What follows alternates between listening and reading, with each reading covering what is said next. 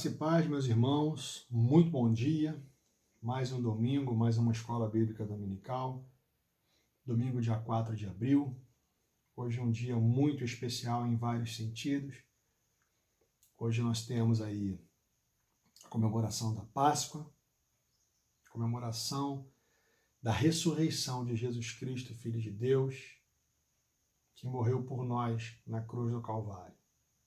Eu não vou falar muito sobre isso agora. Esse vai ser o tema da pregação, que vai ser ministrado a você mais adiante. Hoje eu quero dizer que é motivo de muita alegria para mim também. Hoje é mais um ano de aniversário do meu filho. Meu filho está fazendo mais um ano de vida, meu filho mais velho. Nós damos graças a Deus pela vida dele. Tivemos aniversariantes aí também ontem. A Luísa, filha do Manão e da Thalita, fez mais um aninho de vida, dia 3 de abril. Fica aí o nosso beijo para ela. Luísa, um beijo do Marcelo, do tio Marcelo, da tia Carla, tá? Um beijão para você. Muitos anos de vida para a Luísa, para o Lucas. Eu não me recordo agora se tem mais algum aniversariante. Tivemos aí na semana passada aniversariantes, o filho do Fábio. Olha, muita saúde para vocês, muita felicidade. Não nos falta motivo de agradecer, também não nos falta motivo para orar. Então vamos iniciar a nossa Escola Bíblica Dominical com uma oração. Senhor, nós estamos diante de Ti em oração, te pedindo a direção nessa Escola Bíblica. Fala conosco nessa lição tão importante, essa lição esclarecedora, que fala sobre o Evangelho, sobre a autoridade do Evangelho. Senhor, nos ajuda a entender o poder que a Tua Palavra tem sobre a humanidade, sobre a nossa vida, meu Pai. Fala conosco, opera em nossos corações, ajuda-nos a entender a Tua Palavra, envia o Teu Espírito Santo de forma muito atuante, significativa, para abrir o nosso entendimento com relação à Tua Palavra. É o que nós te pedimos e já te agradecemos em nome de Jesus. Amém. Meus irmãos, lição de número 6, a autoridade suprema do Evangelho de Cristo. O texto bíblico básico está na carta de Paulo aos Romanos, 1 de 1 a 6 e 15 a 17. E diz o seguinte: Paulo, servo de Jesus Cristo, chamado para apóstolo, separado para o Evangelho de Deus, o qual antes havia prometido pelos seus profetas nas Santas Escrituras, acerca de seu filho, que nasceu da descendência de Davi segundo a carne, declarado Filho de Deus em poder, segundo o Espírito de santificação, pela ressurreição dos mortos, Jesus Cristo, nosso Senhor, pelo qual recebemos a graça e o apostolado para a obediência da fé entre todas as gentes pelo seu nome, entre as quais sois também vós chamados para serdes de Jesus Cristo. E assim, quanto está em mim, estou pronto para também vos anunciar o Evangelho, a vós que estáis em Roma, porque não me envergonho do Evangelho de Cristo, pois é o poder de Deus para a salvação de todo aquele que crê, primeiro do judeu e também do grego. Porque nele se descobre a justiça de Deus de fé em fé, como está escrito, mas o justo viverá da fé. O justo é aquele que se mostra justo, confiável. Ok? O texto áureo está em Romanos 15, 29 e diz o seguinte: E bem sei que indo ter convosco chegarei com a plenitude da bênção do Evangelho de Cristo. Como eu disse, Romanos capítulo 15, versículo 29. Nossa lição tem 3 objetivos. O primeiro objetivo é conceituar o Evangelho e definir a sua finalidade atual. O segundo objetivo é entender o papel da igreja na salvação dos pecadores. E o terceiro e último objetivo é saber de que maneira nós podemos viver sob a autoridade do Evangelho. A palavra introdutória no comentário diz o seguinte: a palavra Evangelho, que vem do grego, boas novas, ela faz parte da lista de vocábulos essenciais ao cristianismo. Seu significado expõe a autoridade e o poder que remonta à sua origem. É o Evangelho de Deus e de seu Filho, levado a efeito por meio do seu Espírito. Essa natureza tríplice da verdade proclamada pelo Evangelho, ela está em ação desde os tempos eternos. E seu enfoque é apresentar a mensagem alvissareira e perene. O que é isso? Mensagem nova e mensagem permanente, de que aos homens foi dada a oportunidade da salvação.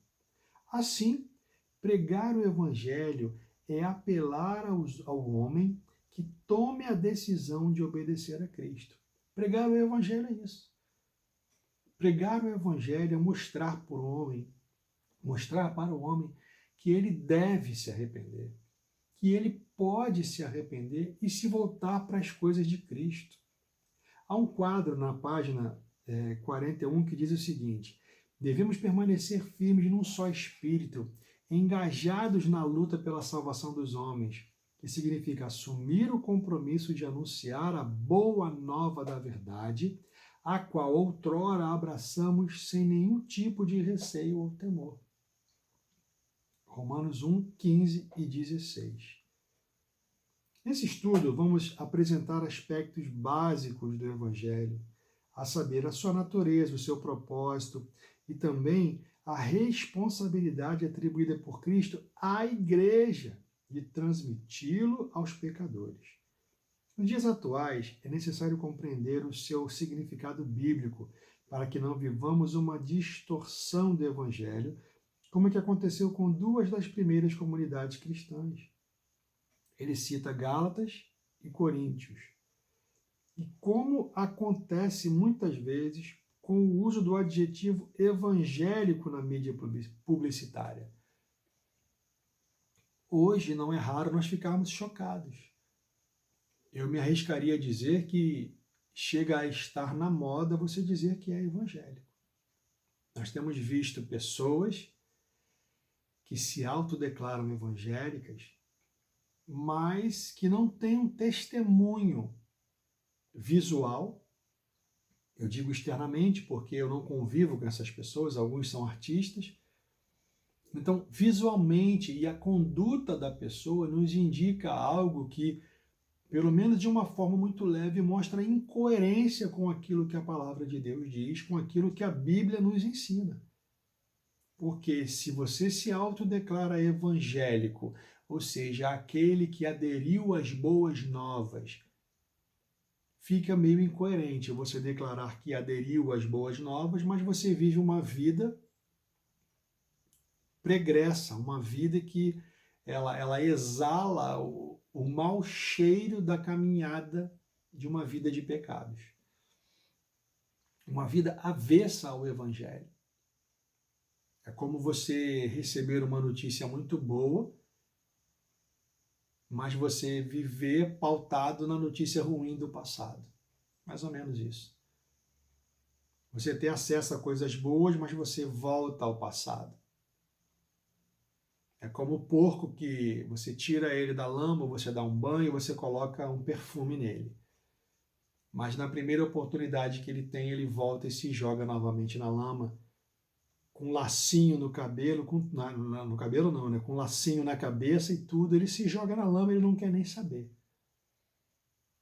Porque é da natureza dele. Ele foi criado para viver dessa forma. E o homem tem a oportunidade de recomeçar a sua vida. O homem tem recomeçado ou tem voltado a mergulhar no lamaçal do pecado? É algo que precisa nos levar à reflexão. A boa nova da verdade, item 1. O Evangelho constitui-se no anúncio da verdade em seu caráter genuíno e puro, que é Jesus Cristo, o Salvador. Vamos dar uma lida em João 3,17? O que está escrito lá em João 3,17? João 3,16, você deve saber. Mas eu vou ler João 3,17. Vamos ler o 16 para ajudar você? Porque Deus amou o mundo de tal maneira que deu seu Filho unigênito para que todo que nele crê não pereça, mas tenha a vida eterna. E João 3,17 diz: portanto, Deus enviou o seu Filho, não para que julgasse o mundo, mas para que o mundo fosse salvo por ele. Entendem isso? Pode ser que haja alguém que entenda, poxa, enviaram Cristo, Cristo veio, Deus enviou Cristo para quê? Para condenar? Só para apontar o dedo para nós, dizer quão miseráveis nós somos, quão pecadores nós somos? Não, não. Ele não veio para julgar, ele veio para salvar. Ele veio para nos mostrar que há esperança, que há a possibilidade de mudança, a possibilidade de recomeçar, de nós passarmos pela metanoia, meus irmãos. É uma palavra grega que significa mudança de mente. Termos uma nova mente, um novo pensamento, um novo entendimento do que é de fato a caminhada cristã. É para isso que Cristo veio, para nos trazer esperança. O item 1, que tem o título A Boa Nova da Verdade, diz o seguinte. Já começamos a ler a primeira parte, que fala que o evangelho tem que ter um caráter de anúncio de verdade, tem que ser genuíno, tem que ser puro e indicar que Jesus Cristo é o Salvador. Para uma sociedade que descarta valores éticos e morais. Totalmente verdade isso aqui. Os valores éticos e morais são totalmente descartados. Eles são relativizados hoje em dia. Hoje em dia eu já ouvi falar até em pós-verdade. Misericórdia. Talvez não se use nem o termo mais mentira, mas meia-verdade agora. Está bem difícil, meus irmãos, mas isso não pode nos levar ao desânimo de manter um empenho em pregar o evangelho puro, o evangelho verdadeiro. A essa verdade devem os homens obedecer sem exceção, sob o risco da condenação eterna. E é muito simples. Ou você obedece, ou você não obedece. Das duas formas tem consequências. De um lado, consequências boas, de outro lado, consequências ruins. Digna de fé. O apelo divino para a obediência à verdade, proclamada pelo Evangelho, pode ser encontrado desde o Antigo Testamento, uma vez que foi anunciado primeiro a Abraão, para dessa maneira abençoar toda a humanidade. A igreja deve estar atenta à triste condição em que se encontram os pecadores, uma vez que tem uma forte barreira a ser traspassada. O Deus deste século impede-lhes de perceber a luz do Evangelho e a glória de Cristo. As pessoas andam cegas, enganadas, e o inimigo cria essa barreira, cria essa dificuldade a mais para eles. E nós somos os instrumentos. O Evangelho, ele é a arma, ele é a notícia que deve impactar a vida das pessoas. Imagina que você se encontra num caminho de desesperança, como muitos se encontram hoje, desanimados em razão dessa pandemia. E você chega e traz uma mensagem de esperança, de boas novas. E não é uma boa nova que se limita talvez a dizer que há uma vida após a morte, há esperança de algo melhor, mas a possibilidade de caminhar aqui na terra ao lado de Cristo. O Evangelho, entretanto, ele desmascara as falsas religiões. A sua mensagem implica em fé exclusiva e orienta-nos à busca pela vida vida em conformidade com a verdade por ele proclamada. É isso que o Evangelho traz, um pedido de adequação. O Evangelho nos mostra a forma de nos adequarmos a ele, como nós devemos nos adequar. O cristianismo, ele é a religião que é centrada na vida e nos ensinamentos de quem? De Jesus Cristo. Esse é o cristianismo. Por isso nós devemos seguir o bom exemplo daqueles que o vivem integralmente e também ser um modelo para os mais novos na fé. Eu quero perguntar para você, quem tem sido para você o exemplo? Quem tem sido para você o exemplo de cristão verdadeiro? Quem você tem ouvido? Você tem avaliado isso? Qual é o seu critério para definir aqueles que servirão para você de parâmetro? Irmãos, eu sei que a Bíblia tem que ser o nosso parâmetro, eu sei disso, a Bíblia tem que ser o nosso livro realmente de cabeceira. Mas isso não impede que nós olhemos para o lado e vejamos as pessoas cristãs, os cristãos, aqueles que nos ensinam com suas palavras, aqueles que nos ensinam com seus exemplos. Quem tem sido o exemplo que você tem seguido? Você tem sido seletivo? Você tem sido cuidadoso? Quem você tem imitado? Tem seguido aquilo que a palavra de Deus diz? Ou você tem repetido os erros de outras pessoas? Reflita nessa manhã de domingo, pense nisso. Porque pode ser que você esteja adotando um padrão errado, um padrão equivocado, por desconhecimento da outra pessoa a quem você está seguindo, a quem você está ouvindo. Tome cuidado com isso. Sempre meça o comportamento, meça as palavras, meça a vida das pessoas com base na palavra de Deus. Eu digo daqueles que você quer seguir como exemplo, ok? A fé, ela é indispensável para que alcancemos a salvação, não sendo possível agradar a Deus sem ela. E ele cita Hebreus 11, 6. Sem fé é impossível agradar a Deus. E o que é fé? Você pode olhar em Hebreus 11 também, só que no versículo 1. Eu não vou falar, vou deixar que você procure depois. Servimos ao Deus da verdade, logo, tudo o que ele declara é digno de confiança. Ele é infalível e por isso podemos confiar nele sem pestanejar. Ele também é onipotente e nada pode frustrar o cumprimento de sua vontade. Além disso, o Senhor é fiel. Se ele promete algo, cumpre. A coisa mais sensata que podemos fazer na vida é obedecer à ordem que Deus nos deu de crer em Cristo, visto que ele é o único digno de nossa inteira confiança. Isso foi o que João quis dizer quando escreveu: se recebemos o testemunho dos homens, o testemunho de Deus é maior, porque o testemunho de Deus é este, que de seu Filho testificou. Está em 1 João 5, 9. Mais uma característica libertadora. A boa nova da verdade, ela é digna de fé. A boa nova da verdade, ela é libertadora.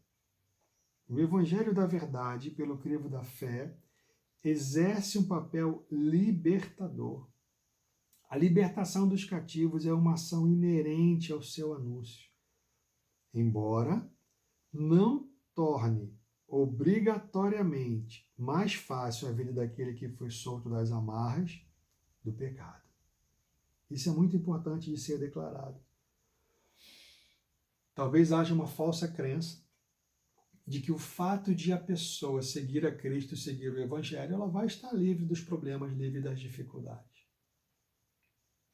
Nós temos cristãos doentes, nós temos cristãos passando por dificuldades, nós temos cristãos internados, irmãos. Isso faz parte da nossa caminhada. É claro que é difícil, é claro que é desafiador para todos nós. É muito desafiador, meus irmãos.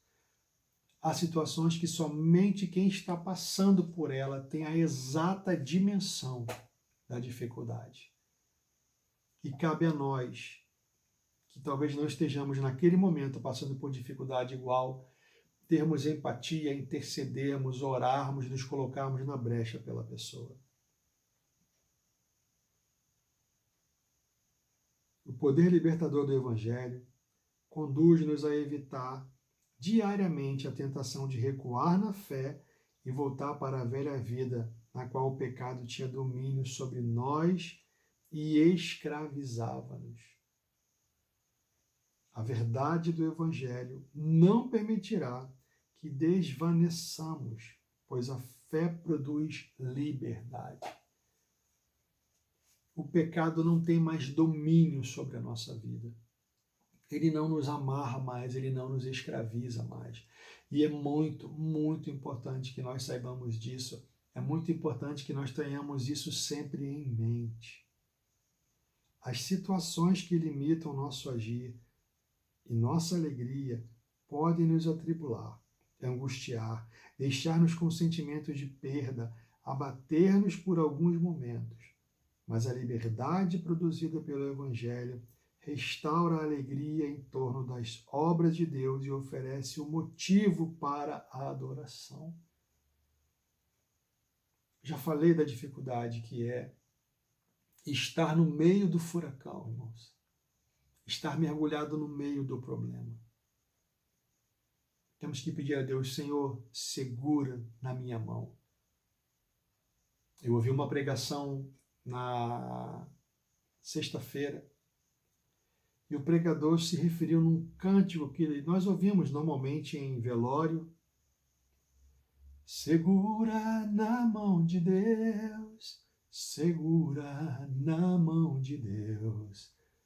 Então, o pregador dizia algo que eu nunca tinha me atentado, mas há um pequeno erro quando nós mencionamos isso. Porque quando nós seguramos na mão de Deus, nós podemos largar.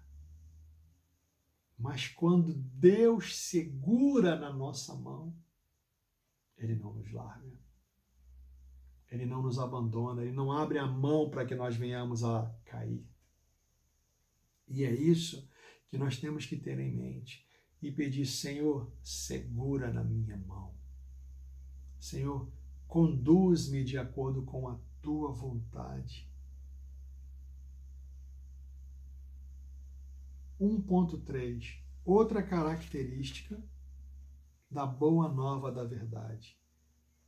Ela é esperançosa. O Evangelho tem poder para trazer esperança e de sua mensagem não devemos apartar-nos.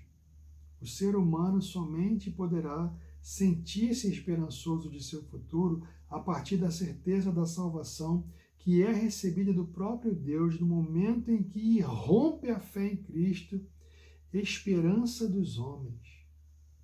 E há um quadro aqui na parte esquerda, na página 42, pelo menos na minha revista, que diz esperança, ela vem do grego elpis. O termo grego denota a expectativa confiante ou a antecipação e não o pensamento tendencioso difundido a partir do senso comum.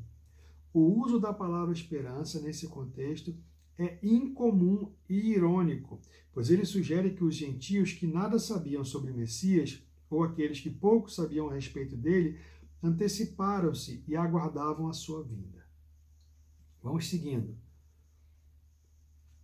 Na prática, o cristão que vive sob o poder e autoridade do Evangelho há de gloriar-se na esperança, alegrar-se na esperança e viver sob a expectativa da esperança. Essa esperança produz um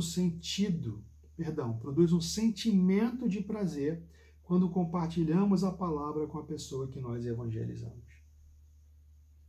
Não há um sentimento de alegria de se compartilhar algo bom que se descobre? Claro que há. Já falamos aqui algumas vezes. Olha, a loja tal está com uma liquidação, está com uma promoção, todo mundo liga para o outro e manda um WhatsApp, manda uma mensagem, grava um texto, ou grava uma voz ou manda um texto. Fala com alegria, com empolgação. Olha, está com desconto de 50%. E espalha isso numa velocidade. Passa um tempo, está arriscado você receber de volta a mensagem que você mandou lá no começo. Já circulou por todo mundo, já até voltou para você a mensagem. E é isso que tem que pautar o Evangelho. Passarmos uma mensagem de esperança para as pessoas. Dizer, olha, tenha esperança. Espere em Deus, espere no Senhor, confie no Senhor. Eu vou terminando aqui essa primeira parte da nossa lição de número 6. Na semana que vem essa lição terá continuidade. E Eu quero pedir a você, a seguir nós vamos ter a pregação da palavra. Hoje é domingo de ceia, vamos participar da ceia do Senhor. Se você já quiser ir adiantando, separando o suco de uva, separando o pão, preparando os elementos, fica à vontade. Ok?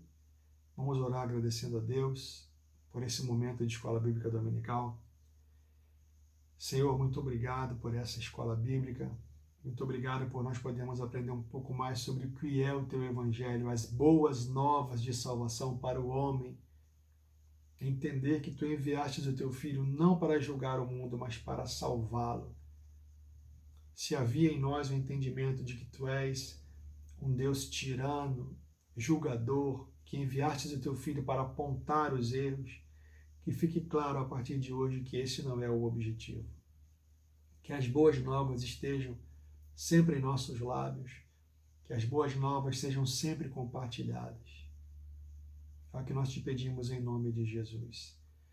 Meus irmãos, a seguir, cultue o Senhor conosco, participe do culto. Já nos vemos a seguir.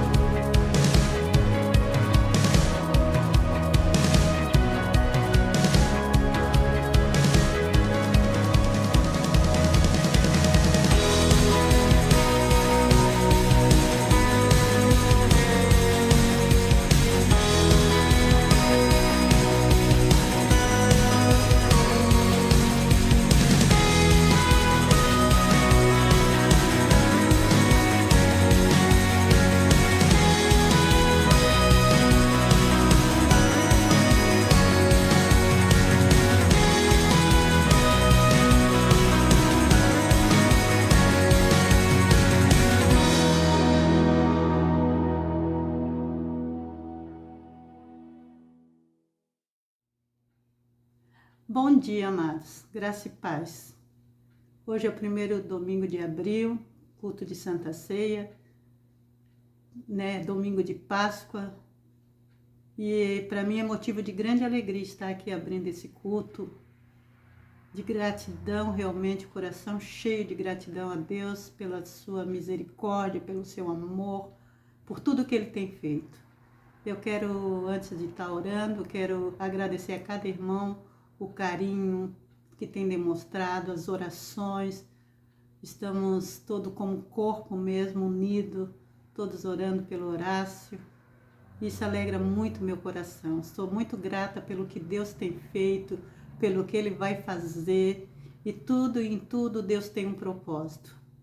Até aqui o Senhor tem nos ajudado, a mim e o Jonathan. Nosso coração está alegre no Senhor, mesmo diante dessas circunstâncias, porque a nossa alegria vem do Senhor, e a nossa esperança está no Senhor, e nós sabemos que a vontade de Deus é boa, agradável e perfeita, e tudo que Ele faz é perfeito.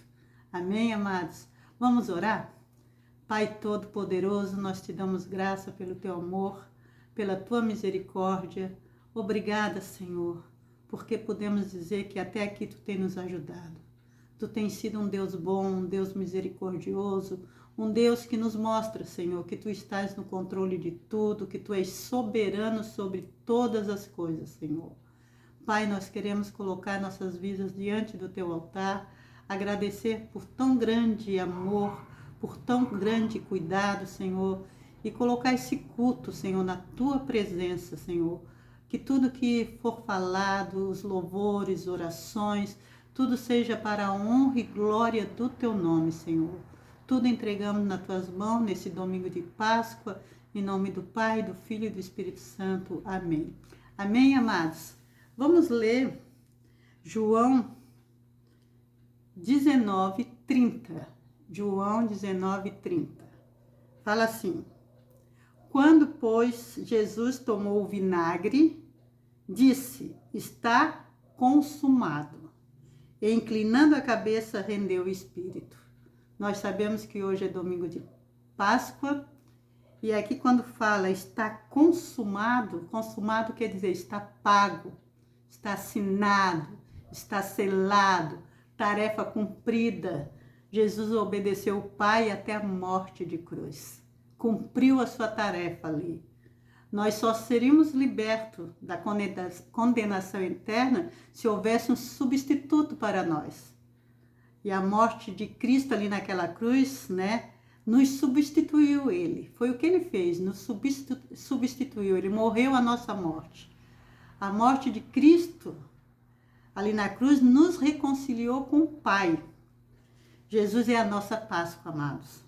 Nossa libertação da morte eterna. Páscoa se comemora a libertação. Nosso Jesus, o único Salvador, ele está vivo e um dia voltará. Então que nós venhamos realmente ser gratos, porque era nós que era para estarmos ali naquela cruz.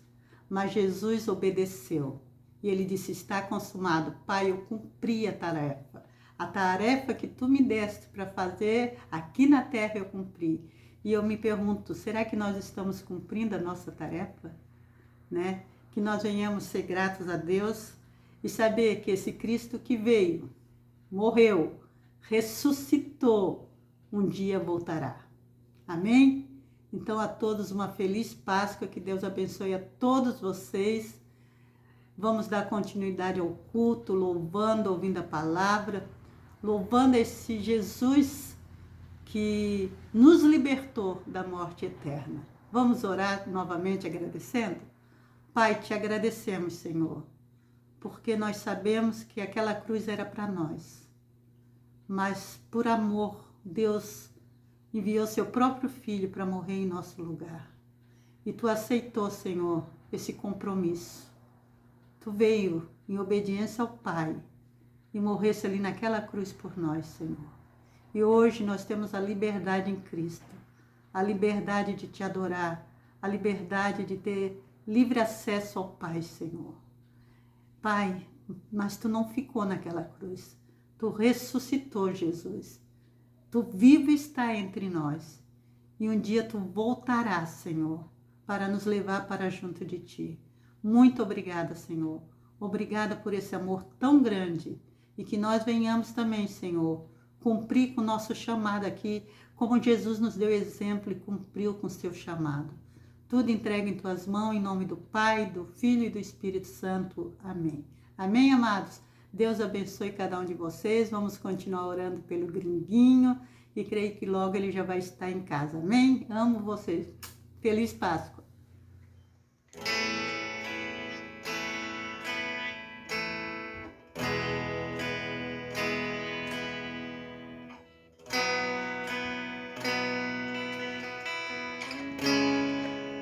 Estás aqui, movendo entre nós, te adorarei,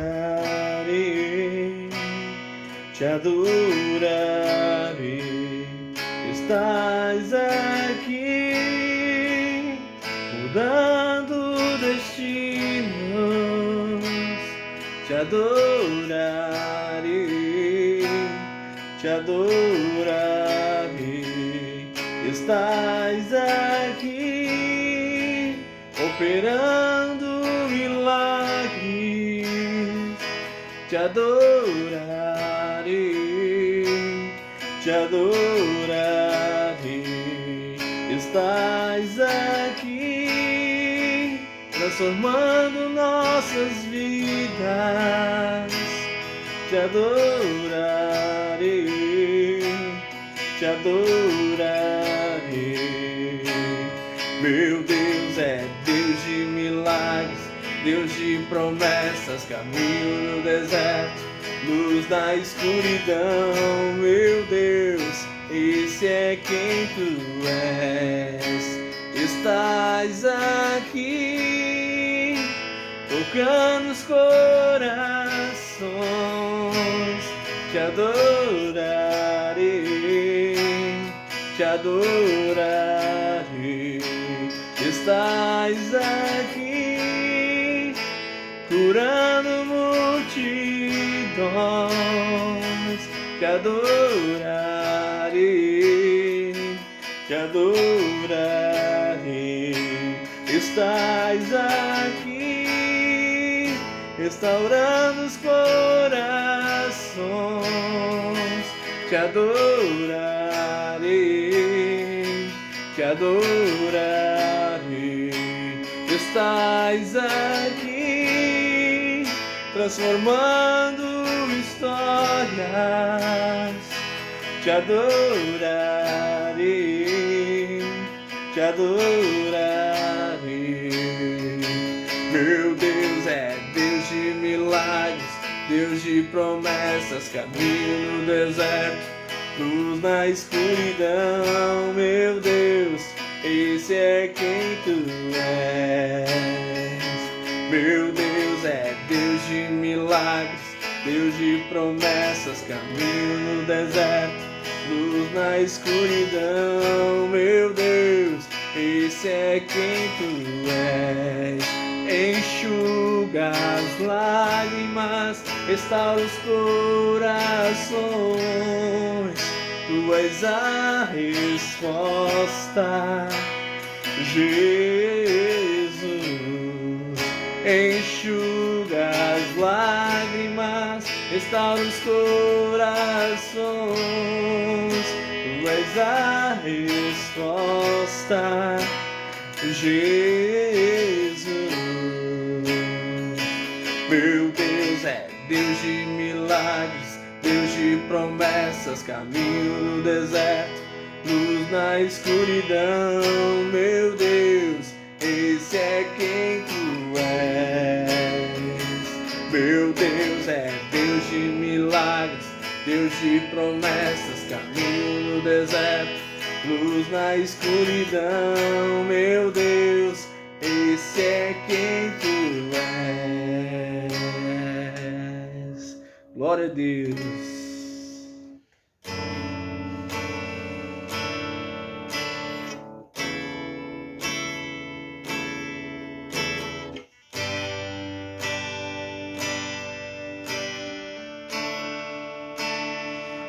Ainda que os meus olhos não possam te ver, posso te sentir, sei que estás aqui.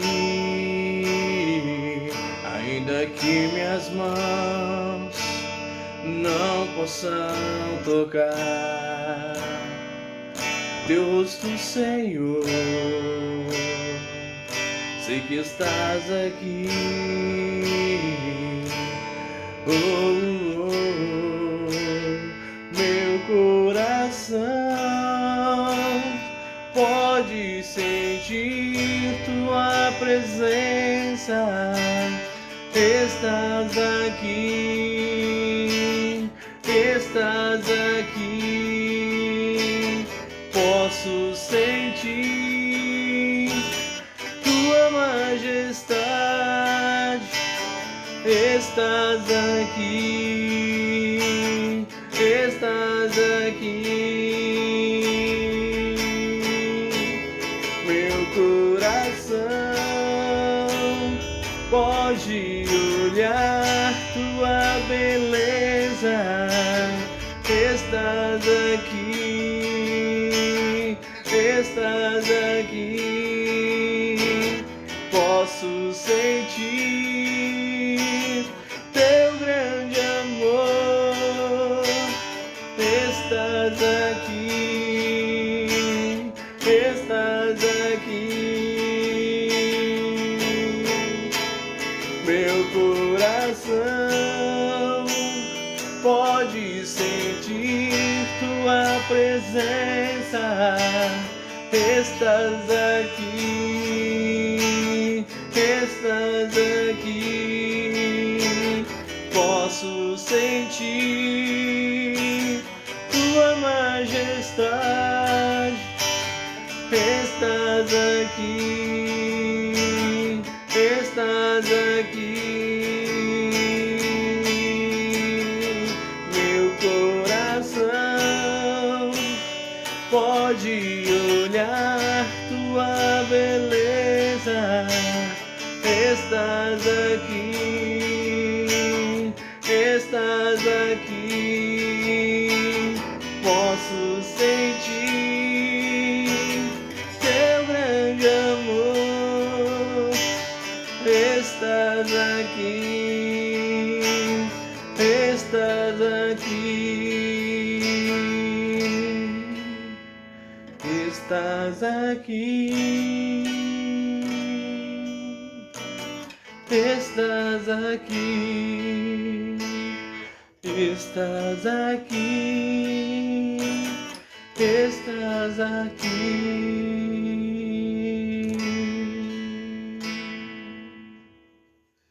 Meus irmãos, mais uma vez, graça e paz, muito bom dia. Domingo, dia 4 de abril de 2021. Hoje nós vamos falar sobre a Páscoa. É um evento tão marcante para o cristianismo, um evento fundamental, um evento basilar, um evento simbólico, no sentido de que tem símbolos muito fortes. Não é simbólico no sentido de que não tenha ocorrido. Ele ocorreu, ele é verdadeiro, mas ele é recheado de símbolos, de acontecimentos que permeiam a nossa vida cristã, a nossa vida espiritual. Eu quero convidar você a abrir a sua Bíblia no Evangelho de Marcos, no capítulo de número 14. Hoje também é domingo de ceia, primeiro domingo do mês de abril. Eu quero pedir que você separe os elementos, separe o pão, separe o suco de uva, o pão que representa o corpo, o suco de uva que representa o sangue. Abra sua Bíblia, Evangelho de Marcos, capítulo 14, a partir do versículo 22. Nós estamos aqui vivendo os momentos anteriores à crucificação de Cristo. E Cristo prepara uma ceia para ser comida com os seus discípulos. Eu quero que você acompanhe em Marcos 14, 22.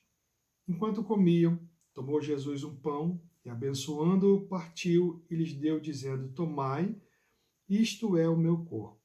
A seguir tomou Jesus um cálice e, tendo dado graças, o deu aos seus discípulos, e todos beberam dele.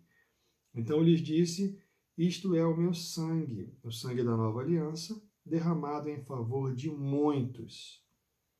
Em verdade vos digo que jamais beberei do fruto da videira, até aquele dia em que eu hei de beber novo no reino de Deus. Tendo cantado um hino, saíram para o Monte das Oliveiras. Mais adiante, Marcos 14, 32, está se aproximando o momento da captura de Jesus. E nós lemos o seguinte: então foram a um lugar chamado Getsêmani. Ali chegados, disse Jesus a seus discípulos: assentai-vos aqui, enquanto eu vou orar. E levando consigo a Pedro, Tiago e João, começou a sentir-se tomado de pavor e de angústia. E lhes disse: a minha alma está profundamente triste até a morte. Ficai aqui e vigiai. E adiantando-se um pouco, prostrou-se em terra e orava, para que, se possível, lhe fosse poupada aquela hora. E disse: Abba, Pai, tudo te é possível. Passa de mim este cálice. Contudo, não seja o que eu quero, e sim o que tu queres. Voltando, achou-os dormindo e disse a Pedro: Simão, tu dormes? Não podes vigiar nem uma hora? Vigiai e orai para que não entreis em tentação. O espírito, na verdade, está pronto, mas a carne é fraca. Retirando-se de novo, orou repetindo as mesmas palavras. Voltando, achou-os outra vez dormindo, porque os seus olhos estavam pesados, e não sabiam o que lhe responder. E veio pela terceira vez e disse-lhes: ainda dormis e repousais? Basta, chegou a hora, o Filho do Homem está sendo entregue nas mãos dos pecadores. Levantai-vos, vamos, eis que o traidor se aproxima. Irmãos, vamos orar. Senhor, nós nos colocamos diante de Ti em oração e relembramos agora esse momento tão difícil, tão terrível, pelo qual Tu passastes. Senhor, nós queremos Te pedir agora a ajuda do Teu Espírito Santo, que Ele trabalhe em nossos corações, que Ele abra as nossas mentes, que nós entendamos com muita clareza essa situação, esse momento pelo qual Tu passaste, Senhor. nós te pedimos, dá-nos, ó Deus, entendimento, um sentimento de valorização e empatia para entender a dimensão exata de tudo isso que tu fizeste por nós. Senhor, recebe louvor, recebe adoração que foram prestados a ti nesse culto. Agora que a tua palavra venha sobre a nossa vida com muita clareza, provocando as mudanças que são necessárias. É o que nós te pedimos e te agradecemos em nome de Jesus. Irmãos, Jesus fez a ceia. Jesus agora está no jardim do Getsemane. Ele sabe que ele vai ser preso. Ele passa por momentos de angústia. Ele fala isso. Angústia muito forte, angústia muito pesada. E Jesus se separa dos discípulos. Depois ele separa os 3 discípulos mais chegados, os convida para orar com ele no momento de angústia. E é interessante que aquilo que para Jesus é algo extremamente importante, que é orar, falar com o Pai, para os discípulos é motivo de sono. Eles vão dormir. E num momento tão importante, num momento fundamental, momento em que Jesus precisava realmente que os discípulos estivessem com ele, que ele estava compartilhando dessa dor, dessa angústia, pré-crucificação, os discípulos o deixaram sozinho, dormiam. E Jesus orou uma vez, voltou, encontrou-os dormindo, orou segunda vez, voltou, encontrou-os dormindo, orou pela terceira vez, voltou e anunciou que se aproximavam aqueles que o iam prender, que o prenderiam, na realidade. E nesse momento, Pedro que estava ali, Pedro que sempre era o atirado, e no momento em que foi perguntado quem era Jesus para prendê-lo, Pedro já desembaiou a espada, cortou a orelha de Malco, ali naquele momento. Jesus precisou colocar de volta aquela orelha, reimplantou imediatamente aquela orelha, pediu que Pedro guardasse a espada. E Jesus é levado, meus irmãos, Jesus é levado preso. E isso aconteceu na quinta-feira. Na quinta-feira, provavelmente no começo da noite. E você sabia, você sabe, eu sei, não havia um motivo legítimo para prender Jesus. Não havia algo que justificasse perante a lei romana a prisão de Jesus. E acontece algo muito, muito, muito interessante. Os judeus se reuniram, o Sinédrio se reuniu, provavelmente na madrugada de quinta-feira, para costurar acusações contra Jesus. E eles precisavam que essas acusações fossem fortes, acusações que pudessem justificar perante os romanos a prisão de Jesus. E Jesus é preso, levado perante esse sinédrio, e Jesus é levado perante Pilatos. E Jesus é condenado perante Pilatos. E os judeus conseguiram costurar 2 acusações contra Jesus: a de blasfemar contra Deus e a de conspirar contra César. E são essas as 2 acusações que os judeus apresentam perante Pilatos e para tentar justificar. E aconteceu aquele episódio, Jesus estava ali, preso, Pedro chegou sorrateiramente, e sorrateiramente se assentou junto ao braseiro, à brasa que estava no pátio. Pedro foi reconhecido por uma empregada, negou que conhecesse Jesus, depois mudou de ambiente, foi para um outro ambiente, alguém passou e comentou também, você não estava com ele? Pedro negou a segunda vez. Depois, num lugar próximo também, mais uma vez, Pedro negou a Jesus pela terceira vez. E quando Pedro termina de negar Jesus, negar que conhecia Jesus pela terceira vez, imediatamente o galo cantou.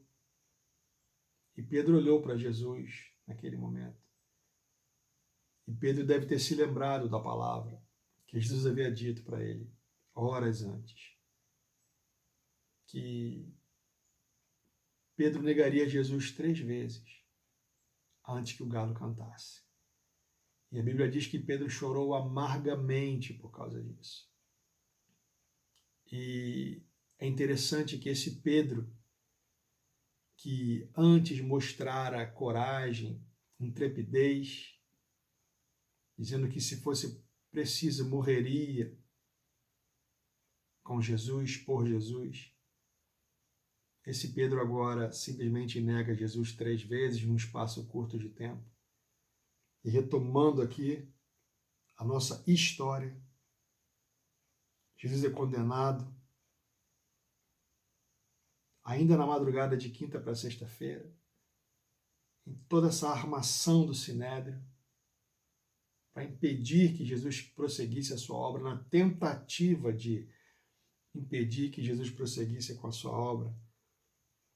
E às 9 horas da manhã, meus irmãos, da sexta-feira, Jesus já estava pregado naquela que se pode chamar vergonhosa cruz. Vergonhosa naquela época.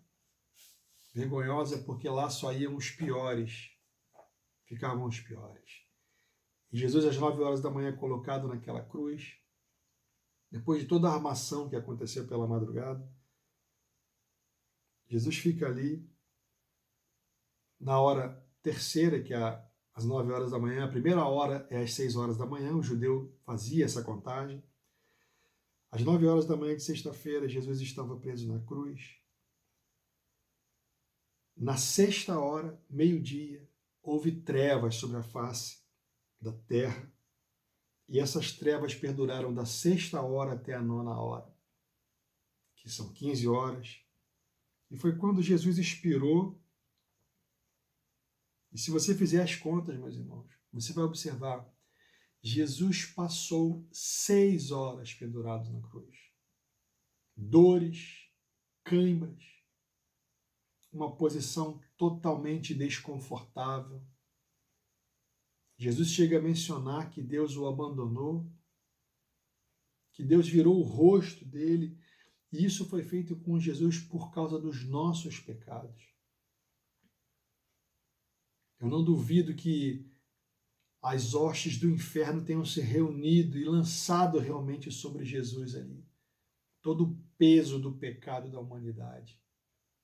E Jesus recebeu sobre ele isso, para que eu pudesse, para que você pudesse, para que nós pudéssemos estar aqui hoje, 2020, quase 2021 anos depois, celebrando essa data, relembrando esse fato que mudou a história da humanidade.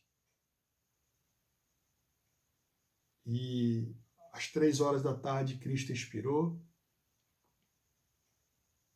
Jesus entregou o seu Espírito.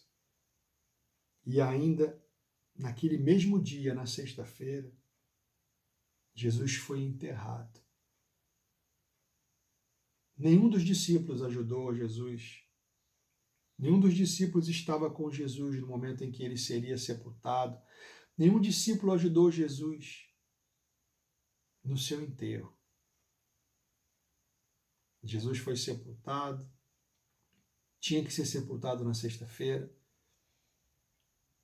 O seu corpo não pôde ser preparado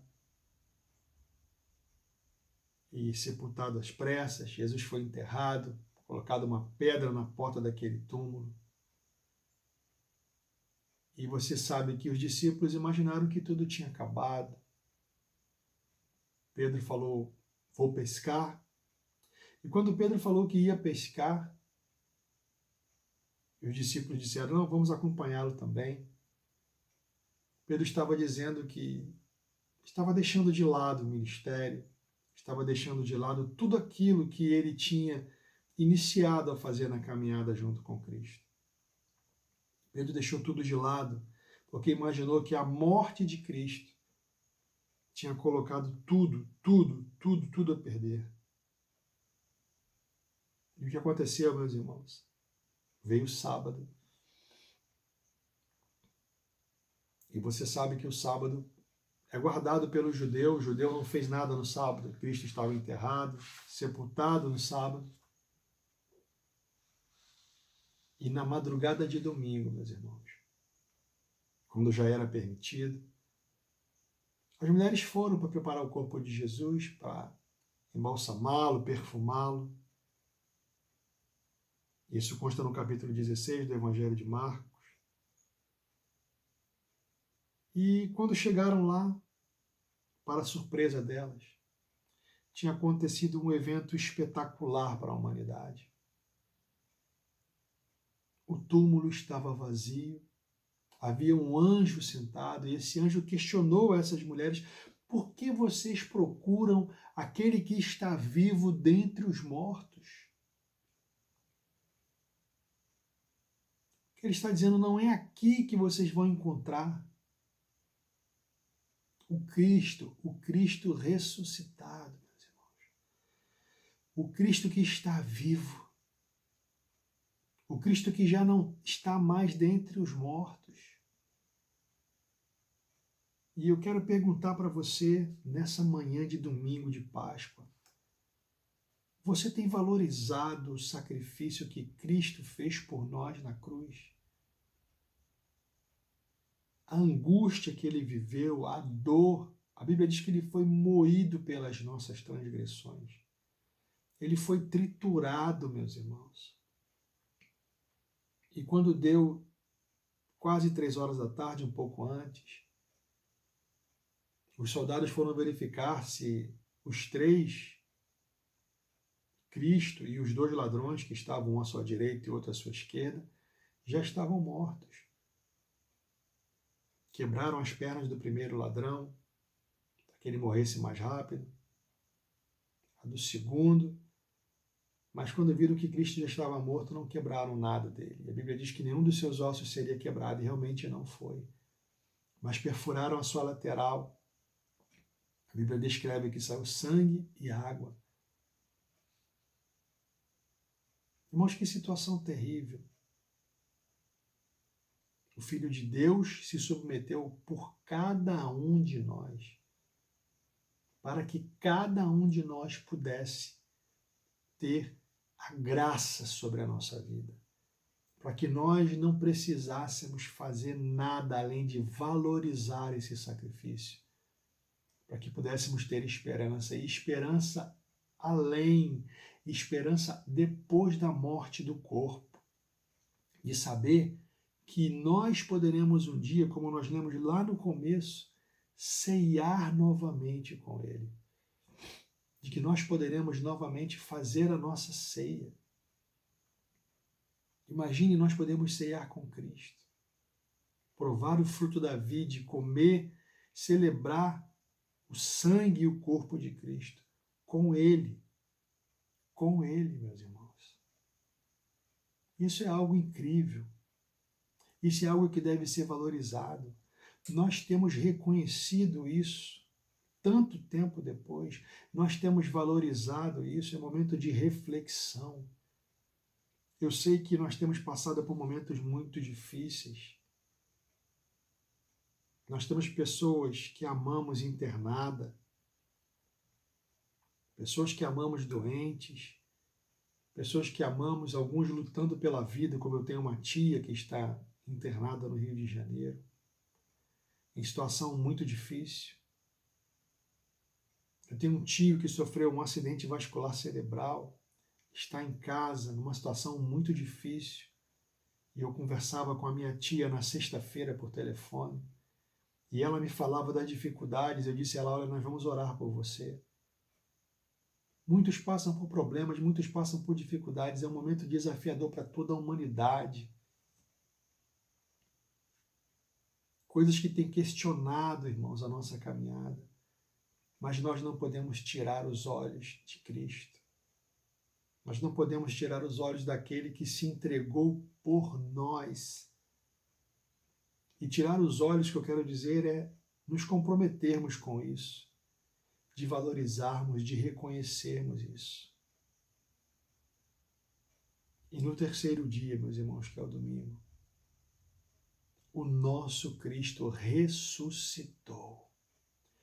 O nosso Cristo, o nosso Redentor, deixou o túmulo vazio. E esse anjo avisou que essas mulheres, que os discípulos deveriam ir para a Galileia.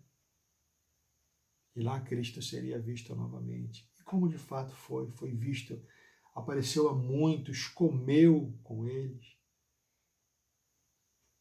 Cristo teve o seu reencontro com Pedro, restaurou Pedro.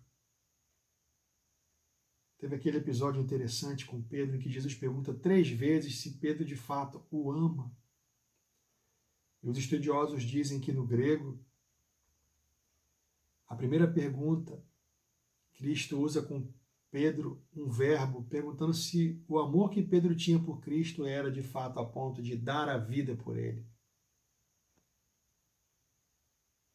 Depois, e Pedro responde dizendo que gostava de Jesus.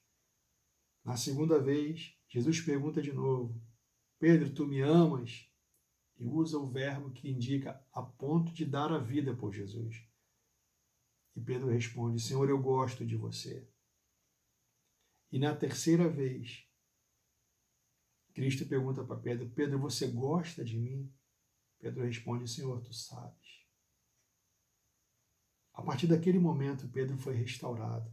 O ministério de Pedro foi restaurado. Lembra que eu falei que Pedro havia largado, falou, vou voltar à pesca? E antes daquele Pedro, que falava muito, que era alguém que tomava o impulso, que pulava à frente, você se lembra? Foi Pedro que, quando Cristo veio caminhando sobre o mar, falou, Senhor, se és tu, fala que eu vá e ter contigo. E Jesus falou, vem. Esse mesmo Pedro corajoso que se lançou ao mar, mas algum tempo depois já começou a ser engolido pelas águas. Agora esse Pedro é um Pedro restaurado.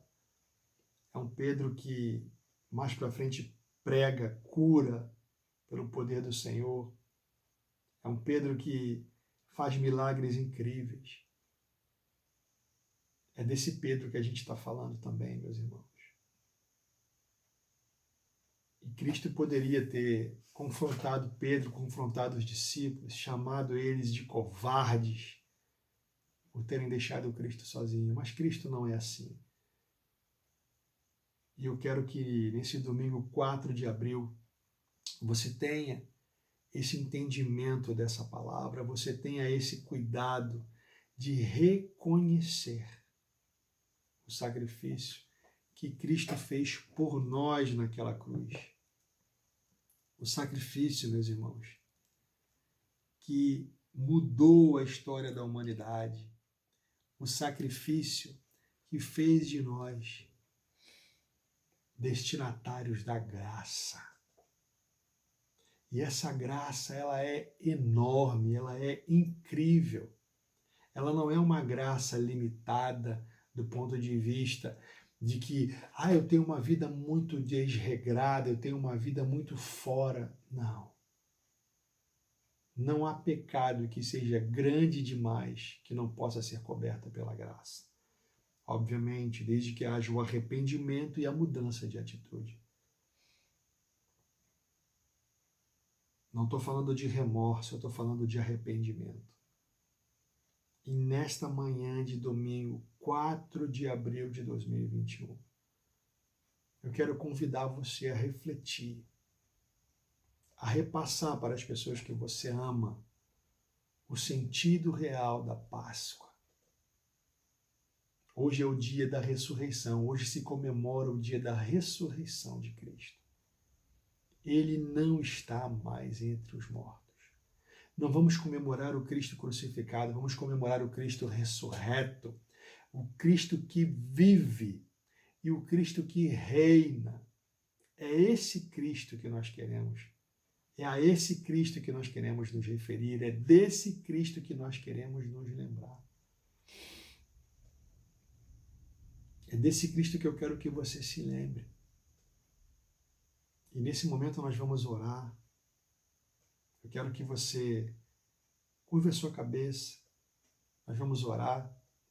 Pode pegar os elementos da ceia, se você tem em mãos. O pão, o suco de uva. Vamos consagrar os elementos. Relembrando esse episódio tão marcante da humanidade. Senhor, mais uma vez nós nos colocamos diante de Ti em oração. Eu tenho aqui à minha frente o pão, simbolizando o teu corpo. Eu tenho o suco de uva, simbolizando o teu sangue. Esse sangue, Senhor, que tu derramastes na cruz. E nós consagramos esses elementos a Ti em memória desse fato tão marcante, Senhor, da última ceia que o Senhor fez com os seus discípulos há pouco mais de 2020 anos, Senhor. Senhor, nós queremos Te agradecer. Muito obrigado, porque Tu bebeste desse cálice tão difícil, ó Deus, por todos nós. Tu não merecias estar ali, Senhor, e Tu te colocastes ali por nós. Senhor, Tu fostes vítima do conluio dos judeus, do erro deles, da inveja, da ganância, da preocupação com o cumprimento de regras. E Tu, ó Deus, te colocastes ali, Senhor, cumprindo o que Deus havia determinado. Os judeus foram apenas os instrumentos. Eu não oro colocando sobre eles a culpa, porque se isso não acontecesse, nós não poderíamos estar aqui hoje. Nós não poderíamos contar com a maravilhosa graça, uma graça que foi derramada sobre todos nós, uma graça que não mede pecados, uma graça que não mede erros, uma graça que consegue cobrir multidão de pecados. E nós Te agradecemos por isso, meu Deus, porque Tu enviastes o Teu Filho a nós. Ele se fez carne por nós. Ele se sujeitou à humilhação, ao escárnio, ao sofrimento por 6 longas horas naquela cruz. Dores, cãibras, mal-estar, sede, fome, sofrimento extremo por 6 longas horas. E nós hoje estamos aqui no conforto da nossa casa, Senhor, onde quer que estejamos, podendo ouvir essa palavra, podendo desfrutar da vida ao Teu lado, a vida ao lado do Cristo ressurreto. Senhor, muito obrigado por essa oportunidade. É o que nós Te pedimos, Senhor, e já Te agradecemos em nome de Jesus. Continua conosco e fortalece a nossa caminhada. Tira de nós o desânimo, Senhor. É em nome de Jesus que nós Te pedimos. Amém, Senhor. Amém. Eu quero ler novamente o texto que está lá em Marcos 14. Quero convidar você a ler mais uma vez. Marcos 14, 22 a 26. E enquanto comiam, tomou Jesus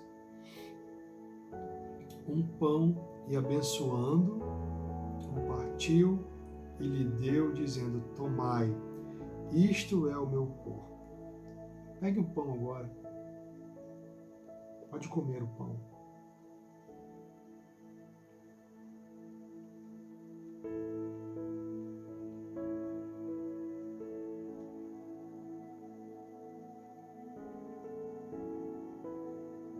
E então, a seguir, tomou Jesus um cálice e, tendo dado graças,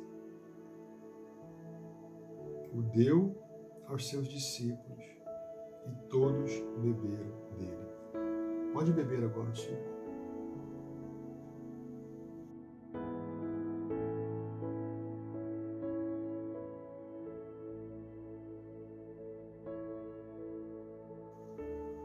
Senhor, nós Te agradecemos mais uma vez, meu Pai. Eu quero Te pedir mais uma vez, por todos que estão assistindo, Senhor, prestando esse culto a Ti. Por aqueles que não podem assistir esse culto, não podem prestar esse culto, por estarem doentes. Opera o milagre da restauração, restauração espiritual e também restauração do corpo, meu Pai. Senhor, é o corpo que nós usamos, Pai, para Te honrar, para Te servir. e algumas vezes até para fazer aquilo que não te agrada. E nós contamos com a tua misericórdia, meu Pai, sobre a vida de cada um que está aí do outro lado, numa tela, assistindo, Senhor, prestando esse culto a Ti. Nós queremos Te agradecer. Apesar de tudo, Senhor, temos passado, não faltam motivos de gratidão. E nós somos gratos a Ti, Senhor. Muito grato, muito obrigado, Senhor, por tudo que o Senhor tem feito nas nossas vidas. Que o nosso resto de domingo de Páscoa seja de reflexão, Senhor. Seja um momento de rever atitudes e de mudar atitudes. Muito obrigado. Mais uma vez nós te agradecemos, Senhor. Amém. Meus irmãos, estamos terminando o nosso culto e eu quero pedir a você que ore. Ore. Você sabe que o nosso pastor está internado.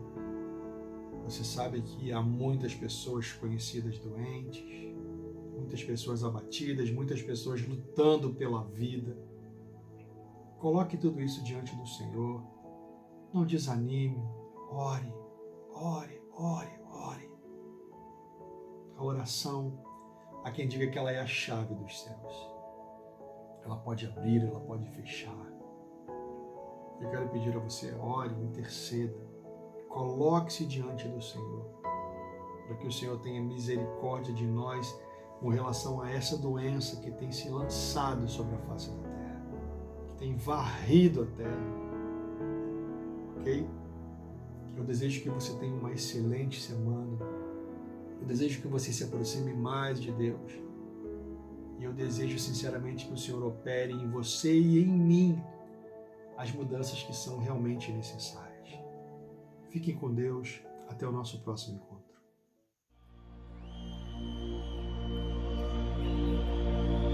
Foi na cruz, onde um dia eu vi meus pecados.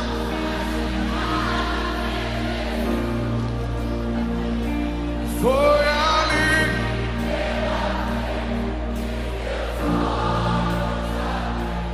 e agora foi na cruz, onde um dia eu vi.